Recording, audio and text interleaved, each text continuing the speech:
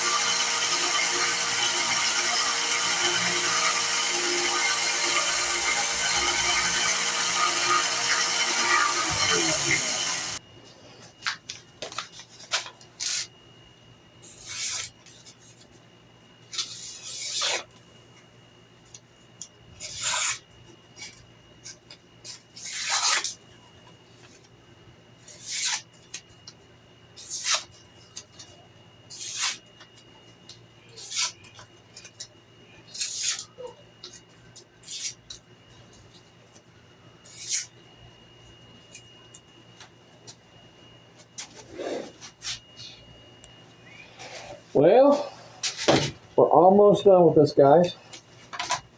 Our knife build journey is almost at an end. I want to touch it up with that other sharpener real quick.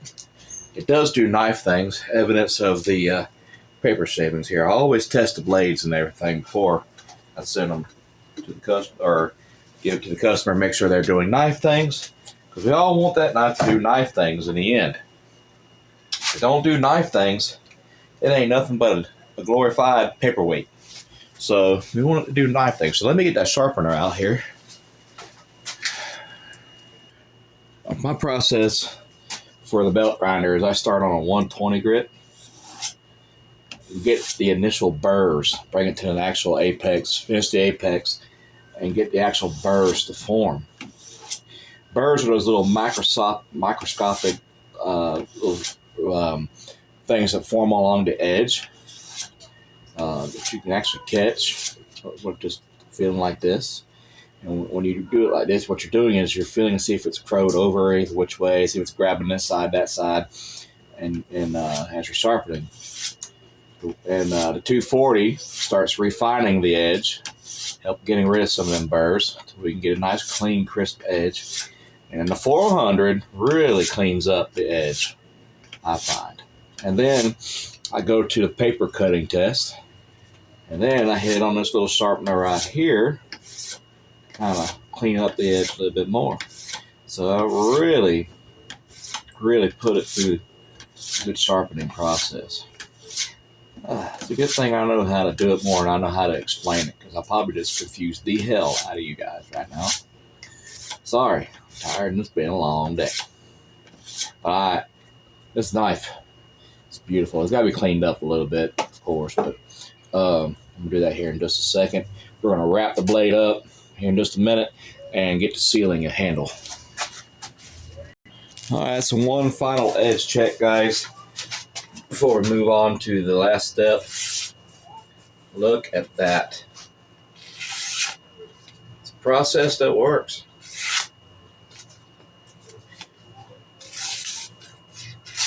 Haha. We can do it just right here. Clean. She's doing knife things.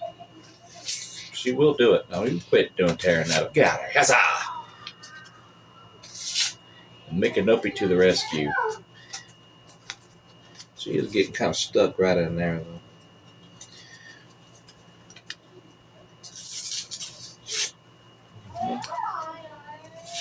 Still not quite convinced yet about that knife thing. I'm enjoying this too much. Hang on. I think we just need another evidence here. Yep. I'm getting a little bit better at this. Will you take all the way off, please? Quit it. The paper's bunched up, guys. Believe me, it's bunched up. There we go. Good enough. That is actually good. It does knife things. It's cleaning the sawdust off my hand and the hair. Well, let's just shave that arm. The hair just grew back. I can do this. I like to see. It's my favorite part. Now I gave myself a shave. All right, let's clean this up, tape it up, and let's put the sealer on this handle and all that. And y'all can. I won't waste more of y'all's time. Just goofing off with paper shredding here. Everybody else will say their secret handyman weapon is duct tape. Mine, hello? Mine is electrical tape. Here, face this way. I don't know if the lighting is better this way. Maybe. Alright, we're just going to tape this up. Get up the rattle can and put some sealer on this thing. I want to thank y'all so much for interacting, like I said, and watching this knife build and hitting subscribe. And it's a lot more coming to the channel, y'all. A lot more coming. That Buck Custom is supposed to be here within the next day or so. It was supposed to have been here yesterday. and it got stuck in Jacksonville at that sorting center. Usually does. When every time I have mail hit Jacksonville, it stays there for about a week before it heads to me. But luckily, it only stayed there for about a day or so, so it's supposed to be here tomorrow. All right, let's get this thing in the vise. So with that being said, be looking out for the show and tell on that one. I have a few more show and tells coming, a couple more knife builds. I'll probably wait a little bit in between the knife builds because they're pretty much done in the same kind of order, consistent order. So I don't want to bore y'all guys too much with pretty much the same, content. So I will hop on at different points of the build, finish off a knife or cut out one profile every once in a while. I even got that knife I'm still supposed to be doing a tang filing on, so that video, I should be able to have that video up soon. Ooh, that scared me. It's something popping in for a advertisement for something. So we'll just shake this up. I thought the camera shut off again. I'm like, no, come on, let me finish this video. We work so hard. Look at that. Instant transformation. Now, I hit it pretty good. I follow the grain on the first pass, which is up and down, where the grain's going. So let me go to the other side real quick. Up in here. This looks like it's real thirsty. As soon as I hit it, it looks like it's starting to drink it in. All right. And let it sit there for a second, and I hit across the grain. Go opposite the grain.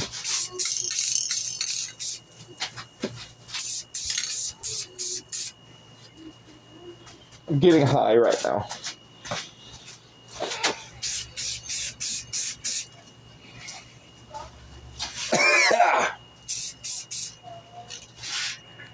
I turned the fan on to blow that out of here as it was getting bad. But look at that. Look at that shining as the sun is starting to set. Look at the gleam, the grain on that. And that's it, guys. We have seen this knife from beginning to end. The profiling, the beveling, the handle making, the heat treating. And this knife is complete and is on its way to its customer tomorrow. To its new owner, to its customer, to its new owner tomorrow.